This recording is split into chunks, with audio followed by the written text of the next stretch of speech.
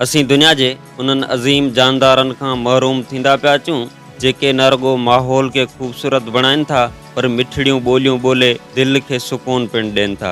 अॼु जी हिन वीडियो में दुनिया जे ख़ूबसूरत ऐं मिठड़े पखी तोते जो ज़िक्र कंदासीं।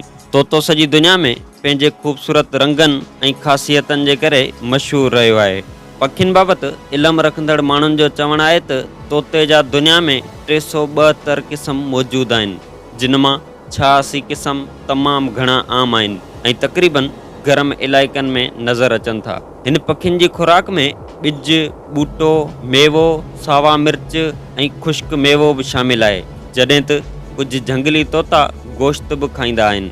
हीउ पखी पंहिंजा आखेरा घणो करे वणनि अंदरि ठहियल ॾारनि में ठाहींदा आहिनि, जॾहिं त संदुनि आखेरा ठाहिण में अहम किरदारु काठकुटो अदा करे थो, जेको पंहिंजी मज़बूत ऐं डिघी चूंब सां सिंध जे मक़ामी वणनि सरें, अंब, निम, पिपर ऐं ॼमूं वग़ैरह में पंहिंजी नस्ली वाध लाइ ठाहींदो रहे थो। अहिड़नि सोरागनि जो ॿियो ज़रियो इहो बि आहे त जंहिं वणनि जा टार जवानी में टुटंदा आहिनि, इहे अॻिते हली सोराख़नि में तब्दील थींदा आहिनि।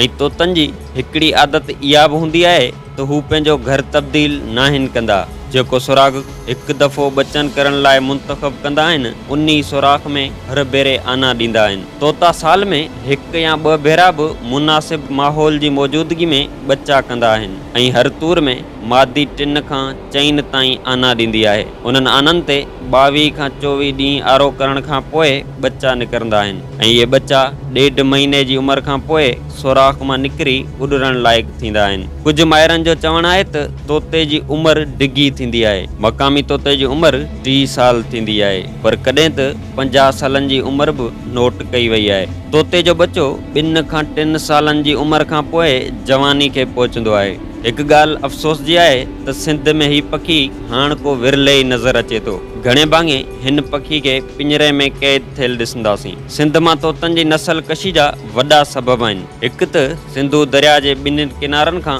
हज़ारें सालनि खां मौजूदु कुदरती ॿेलनि जो मुकमल ख़ात्मो, जेको 1992 ईस्वी में धाड़ेलनि ख़िलाफ़ फ़ौजी ऑपरेशन दौरान निहायती बेदर्दी सां पाकिस्तानी फ़ौज कयो। कच्चे जे उन्हनि कुदरती ॿेलनि जे ख़ात्मे सिंध जे झंगली जीवत खे नाक़ाबिले तलाफ़ी नुक़सानु पहुचायो, छो त इहे ॿेला संदुनि नस्ली वाध जूं कुदरती नर्सरियूं हुयूं। ऐं ॿियो त सिंध जे रोडनि रस्तनि, वाहन ऐं शाखनि जे किनारनि सां मौजूदु वणनि जो मुकमल ख़ात्मो ऐं हारियुनि ज़मींदारनि ऐं ॻोठाणनि पारां पंहिंजी ज़मीननि, बाग़नि ऐं गैर आबाद ज़मीननि मां पुराणनि वॾी उमिरि वारे वणनि जी वाढी आहे, पके वारे इलाइक़े में मौजूदु तोतनि जी नस्ल कशी जो सबबु बणी। हाणे असांखे घुर्जे त पंहिंजे घरनि, ॿनियुनि, वाहन ऐं शाखनि ते उहे वण लॻायूं जिन में मेवो थिए ऐं हीअ प्यारा पखी वरी मोटी सघनि।